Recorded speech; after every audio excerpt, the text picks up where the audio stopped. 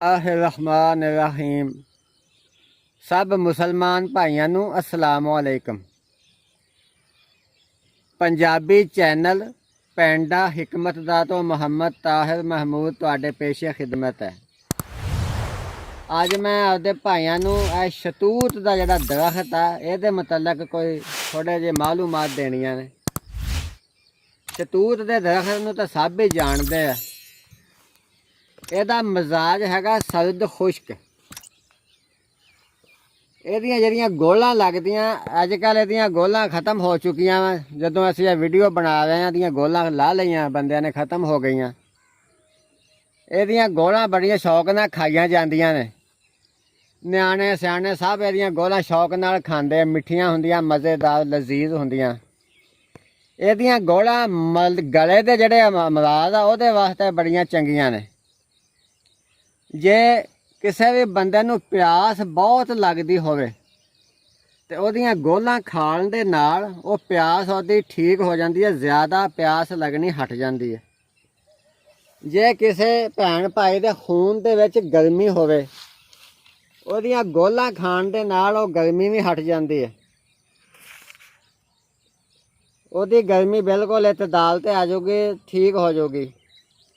ਇਹਦੀਆਂ ਗੋਲਾਂ ਦਾ ਸ਼ਰਬਤ ਬਣਾਇਆ ਜਾਂਦਾ ਹੈ। ਜੇ ਉਦੋਂ ਮੌਸਮ ਹੋਵੇ ਗੋਲਾਂ ਨੂੰ ਜਰਾ ਕੁੱਟ ਕੇ ਉਹਦਾ ਪਾਣੀ ਕੱਢ ਲਿਆ ਜਾਵੇ, ਜਾਂ ਗੋਲਾਂ ਨੂੰ ਪਾਣੀ ਦੇ ਵਿੱਚ, ਸਾਦਾ ਪਾਣੀ ਦੇ ਵਿੱਚ ਉਬਾਲ ਕੇ ਉਹਨਾਂ ਦਾ ਅਸਰ ਕੱਢ ਕੇ ਤੇ ਉਹਨਾਂ ਨੂੰ ਪੁਣ ਲਿਆ ਜਾਵੇ ਤੇ ਫਿਰ ਉਹਦੇ ਵਿੱਚ ਖੰਡ ਪਾ ਕੇ ਤੇ ਪਕਾਇਆ ਜਾਵੇ।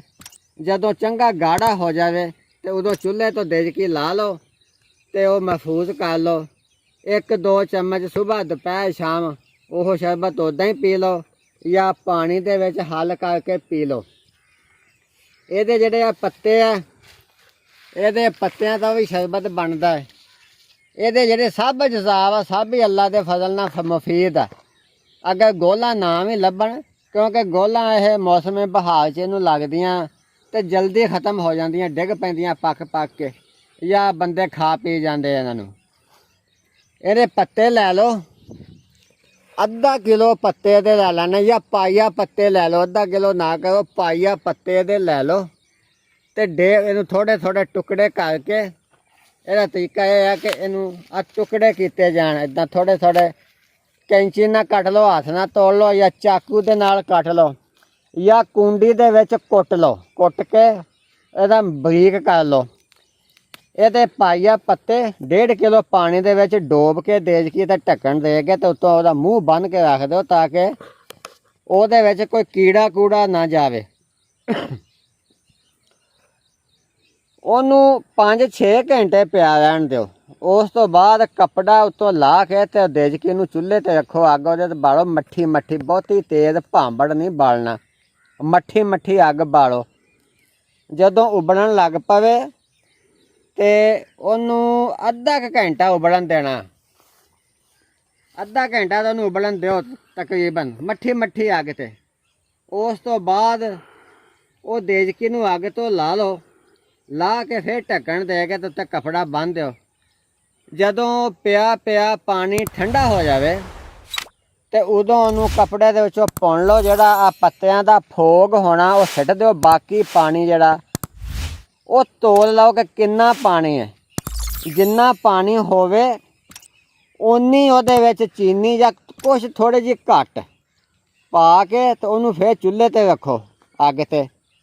ਜਦੋਂ ਪੱਕ ਜਾਵੇ, ਪੱਕ ਕੇ ਗਾੜਾ ਸ਼ਰਬਤ ਬਣ ਜਾਵੇ ਤੇ ਉਹਨੂੰ ਲਾ ਲਓ ਚੁੱਲ੍ਹੇ ਤੋਂ। ਜਦੋਂ ਠੰਡਾ ਹੋ ਜਾਵੇ ਤੇ ਬੋਤਲ ਦੇ ਵਿੱਚ ਉਹਨੂੰ ਸੰਭਾਲ ਲਓ। ਉਹ ਜਿਹੜਾ ਸ਼ਰਬਤ ਆ ਇਹਨਾਂ ਪੱਤਿਆਂ ਦਾ ਬਹੁਤ ਹੀ ਬਿਹਤਰੀਨ ਆ। ਗਲਾ ਦੁਖਦਾ ਹੋਵੇ, ਗਲੇ ਨੂੰ ਕੋਈ ਮਸਲਾ ਹੋਵੇ ਉਹਦੇ ਵਾਸਤੇ ਵੀ, ਤੇ ਜੇ ਕਿਸੇ ਖੂਨ ਦੇ ਬੰਦੇ ਭਾਈ ਭੈਣ ਦੇ ਖੂਨ ਦੇ ਵਿੱਚ ਖਰਾਬੀ, ਗਰਮੀ ਜ਼ਿਆਦਾ ਵਾ, ਉਹਦੇ ਵਾਸਤੇ ਵੀ ਇਹ ਸ਼ਰਬਤ ਬਹੁਤ ਹੀ ਚੰਗਾ ਹੈ, ਮੁਫੀਦ ਹੈ। ਉਹਦਾ ਤਰੀਕਾ ਇਸਤੇਮਾਲ ਇਹ ਹੈ ਕਿ ਸੁਬਾਹ ਦੁਪਹਿਰ ਸ਼ਾਮ ਕੋਈ 2 ਘੁੱਟ ਪਾਣੀ ਦੇ ਵਿੱਚ 1 ਚਮਚ ਤੂਤ ਦੇ ਪੱਤਿਆਂ ਦਾ ਸ਼ਰਬਤ ਜਿਹੜਾ ਪਾ ਕੇ ਹੱਲ ਕਰਕੇ ਪੀਓ। ਹਾਂਜੀ ਭਾਈਓ, ਵੀਡੀਓ ਤੁਸੀਂ ਸਾਡੀ ਵੇਖ ਲਈ ਹੈ। ਹੁਣ ਮੈਂ ਕੁਛ ਤੁਹਾਨੂੰ ਮਾਲੂਮਾਤ ਹੋਰ ਦੇਣੀਆਂ ਨੇ ਕਿ ਬੰਦਿਆਂ ਦੇ ਜਿਹੜੇ ਪੋਸ਼ੀਦਾ ਮਰਜ਼ ਆ, ਪੋਸ਼ੀਦਾ ਮਸਲੇ ਆ, ਉਹਦੇ ਵਾਸਤੇ ਇਹ ਵੇਖੋ ਸਾਡੇ ਕੋਲ ਇਹ ਦਵਾਈਆਂ ਮੌਜੂਦ ਆ, ਕਾਮਯਾਬ ਦਵਾਈਆਂ। ਜੇ ਕਿਸੇ ਭਾਈ ਨੂੰ ਇਹ ਚਾਹੀਦੀਆਂ ਹੋਣ ਤੇ ਸਾਡੇ ਕੋਲ ਮੰਗਵਾ ਸਕਦਾ।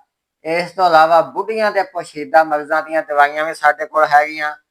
ਮਿਹਦੇ ਦੇ ਮਰਜ਼, ਬਵਾਸੀਰ, ਦਿਮਾਗ ਦੇ ਤਮਾਮ ਮਰਜ਼, ਜੋੜਾਂ ਦਾ ਦਰਦ, ਕੈਂਸਰ, ਗੰਜ ਦਾ ਤੇਲ, ਗੰਦੇ ਖਰਾਬ ਜ਼ਖਮਾਂ ਦੀਆਂ ਵੀ ਕਾਮਯਾਬ ਦਵਾਈਆਂ ਸਾਡੇ ਕੋਲ ਹੈਗੀਆਂ। ਤੁਸੀਂ ਜਾਂ ਤਾਂ ਸਾਨੂੰ ਮਿਲ ਕੇ ਸਾਡੇ ਕੋਲ ਆ ਕੇ ਲੈ ਲਓ, ਜੇ ਨਹੀਂ ਤੇ ਬਦਲੀਆ TCS ਵੀ ਅਸੀਂ ਤੁਹਾਨੂੰ ਭੇਜ ਸਕਦੇ ਹਾਂ। ਤੁਸੀਂ ਆਰਡਰ ਦਿਓ। ਤੇ ਸਾਡੀ ਇਹ ਵੀਡੀਓ ਅਗਰ ਜੇ ਤੁਹਾਨੂੰ ਪਸੰਦ ਆਈ ਹੈ ਤੇ ਇਹਨੂੰ ਸਬਸਕ੍ਰਾਈਬ ਤੇ ਲਾਈਕ ਕਰੋ। ਤੇ ਜੇ ਕਿਸੇ ਭਾਈ ਭੈਣ ਨੇ ਕੋਈ ਮਸ਼ਵਰਾ ਲੈਣਾ ਹੋਵੇ, ਕੋਈ ਗੱਲ ਪੁੱਛਣੀ ਹੋਵੇ, ਕੋਈ ਸਵਾਲ ਪੁੱਛਣਾ ਹੋਵੇ ਤੇ ਕਮੈਂਟ ਕਰੋ। ਆਖਰ ਤੇ ਐਲਾਨ ਸੁਣ ਲਓ ਕਿ ਮਿਰਜ਼ਾਈ ਜਾਂ ਮਿਰਜ਼ਾਈਆਂ ਵਰਗਾ ਮਜ਼ਹਬ ਰੱਖਣ ਵਾਲੇ ਮੇਰੇ ਨਾਲ ਬਿਲਕੁਲ ਰਾਬਤਾ ਨਾ ਕਰਨ।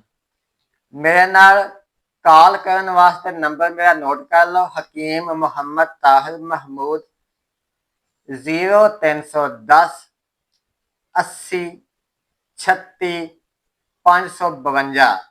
ਇਹ ਜਿਸ ਕਿਸੇ ਭਾਈ ਨੇ ਕਾਲ ਕਰਕੇ ਕੋਈ ਗੱਲ ਪੁੱਛਣੀ ਹੋਵੇ ਇਸ ਨੰਬਰ ਤੇ ਮੈਨੂੰ ਕਾਲ ਕਰ ਸਕਦਾ, ਸੁਬਾਹ 7 ਵਜੇ ਤੋਂ ਲੈ ਕੇ ਸ਼ਾਮ 7 ਵਜੇ ਤੱਕ। ਇਸ ਤੋਂ ਇਲਾਵਾ ਜੇ ਕਿਸੇ ਨੇ WhatsApp ਤੇ ਰਾਬਤਾ ਕਰਨਾ ਹੋਵੇ, ਮੈਸੇਜ ਭੇਜਣਾ ਹੋਵੇ ਤਾਂ ਮੇਰਾ ਸਾਥੀ ਹੈ, ਉਹਦਾ ਨੰਬਰ ਹੈ, WhatsApp ਨੰਬਰ ਉਹ ਨੋਟ ਕਰ ਲਓ। ਉਹ ਵੀ ਸੁਬਾਹ 7 ਵਜੇ ਤੋਂ ਲੈ ਕੇ ਸ਼ਾਮ 7 ਵਜੇ ਤੱਕ ਉਹਨੂੰ ਤੁਸੀਂ ਮੈਸੇਜ ਕਰ ਸਕਦੇ ਹੋ। ਉਹ ਮੈਨੂੰ ਦੱਸ ਦੇਗਾ, ਉਹਦਾ ਜਵਾਬ ਵੀ ਤੁਹਾਨੂੰ ਦੇ ਦਿੱਤਾ ਜਾਏਗਾ। ਉਹ ਨੰਬਰ WhatsApp ਇਹ ਹੈ 0308 448 50 84। ਸਭ ਮੁਸਲਮਾਨ ਭਾਈਆਂ ਨੂੰ अस्सलाम वालेकुम।